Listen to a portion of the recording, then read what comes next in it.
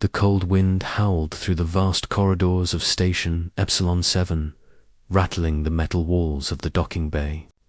Outside, stars stretched endlessly, glittering like shards of glass against the black velvet of space. Inside, amidst the constant hum of machinery, one solitary figure worked tirelessly, a human mechanic named Ethan Cole. Ethan had been stationed on Epsilon 7 for nearly 2 years. Most of the time, he didn't mind the isolation. He loved the quiet, the predictable rhythm of repair work, the satisfaction of fixing something broken and watching it hum back to life. But tonight, Christmas Eve, the silence weighed heavier than ever. He adjusted his gloves, wiping grease from his hands onto a rag, and looked around the empty bay. Ships rested in their docking pods, engines silent and cold. He had no crew nearby, no friends to exchange greetings with, no family to send a message home to. Even the AI assistant, Luma, had a pre-programmed cheeriness that couldn't replace genuine companionship. Happy holidays. Ethan Luma chimed in with her metallic, but oddly soothing, voice. Thanks. Luma, he muttered, forcing a smile he didn't feel. I guess. He glanced at a small ornament taped to the edge of his workbencher. Crooked little metal star he had fashioned himself from scrap wiring. It was the closest thing he had to a Christmas tree. The thought of spending the evening alone, eating a lukewarm ration pack and listening to the station's muted holiday broadcast, made his chest tighten.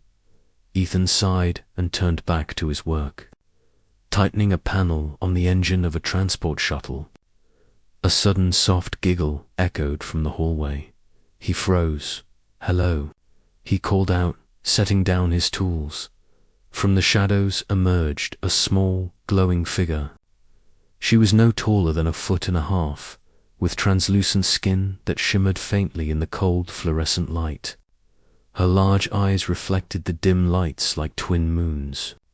Her tiny, delicate hands clutched a bundle wrapped in metallic foil. Who are you? Ethan asked, startled. I'm Lyra, the little alien girl said, her voice musical and pure. I live in the observation decks. I was watching you. You look lonely. Ethan blinked. Yeah, I am. But how did you get down here? Lyra giggled again, floating lightly above the ground. I can go anywhere. I saw you working all day, and it's Christmas Eve. You shouldn't be alone. Ethan felt a lump form in his throat. Most people don't even know I exist out here. They should, Lyra said firmly, her glowing eyes locking onto his. You fix everything that's broken. You make this station run. That's important. That's heroic, Ethan chuckled bitterly. Heroic, huh? More like boring. I'm just a mechanic. Human. You don't get it, she said, floating closer. Being a mechanic isn't boring. You're giving life to the ships, to the people who ride them. You're making the universe a little safer. That's brave. That's important. That's human. Ethan blinked, stunned. No one had ever said anything like that to him.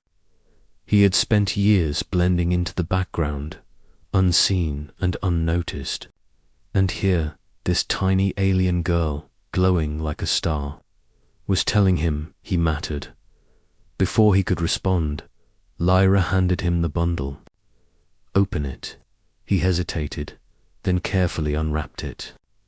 Inside was a small, intricately crafted ornamenta tiny shuttle, fashioned from scraps of metal and glowing threads. It shimmered faintly, reflecting the soft light of the bay. I made it, Lyra said, her tiny chest puffing with pride. For you. So you're not alone tonight. Ethan felt a warmth spreading through his chest, something he hadn't felt in years. He knelt down, eye level with the little girl. "Lyra, this is amazing, thank you," she beamed at him, her glow intensifying. "Come with me. There's a celebration. Everyone's gathering in the observation deck. Humans, aliens, robots, everyone. You can't spend Christmas alone." "Please," Ethan hesitated. The thought of leaving the safety of his workshop, of venturing into a crowd he didn't know, terrified him. But then he saw her expectant eyes, the hope shining from her tiny form, and something inside him shifted. "All right," he said finally, a genuine smile breaking across his face. "Lead the way." Lyra floated ahead, guiding him through the station's labyrinthine corridors. Lights twinkled in festive patterns, and holographic snow drifted lazily from the ceilings. Ethan had never noticed this side of Epsilon 7 before. The station wasn't just a cold, metal chalet, was alive, vibrant, full of life. As they arrived at the observation deck, Ethan's jaw dropped.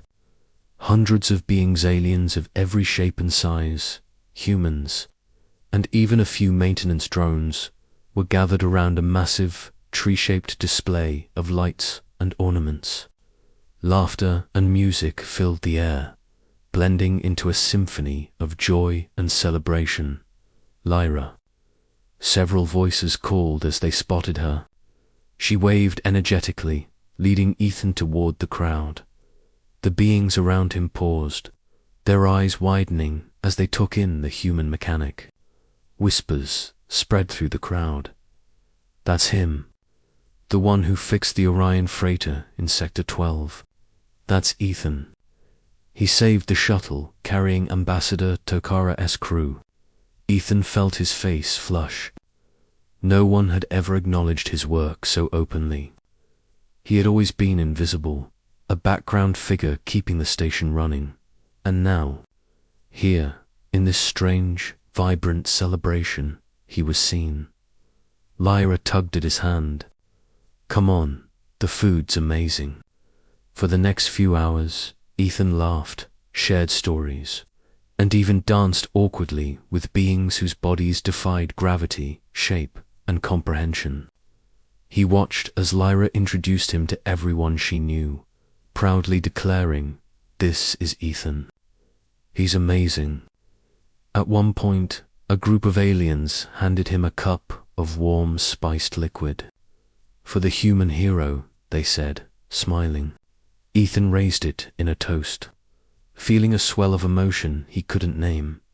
When the celebration finally wound down, Lyra perched on his shoulder, her glow soft and steady.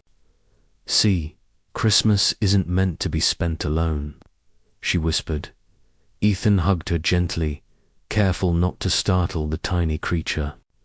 "You're right, Lyra. I never knew it could feel like this." "Thank you for saving me tonight." Lyra yawned, her eyes half-lidded. "No, you saved yourself. You just needed someone to remind you that you belong." Ethan chuckled softly, feeling tears sting his eyes. "I guess I do, don't I?" As he looked around the observation deck, at the diverse crowd, laughing, sharing, and celebrating together, he realized something profound. For the first time in years, he didn't feel invisible. He didn't feel alone. Lyra snuggled closer, her tiny form glowing softly against his shoulder. "Merry Christmas, Ethan," she murmured. "Merry Christmas, Lyra," he replied, holding her close, and for the first time in a long while, the cold metal walls of the station didn't feel so cold. They were warm with laughter, light, and belonging. And somewhere deep in his heart, Ethan knew he would never spend another Christmas alone again. Asterisk.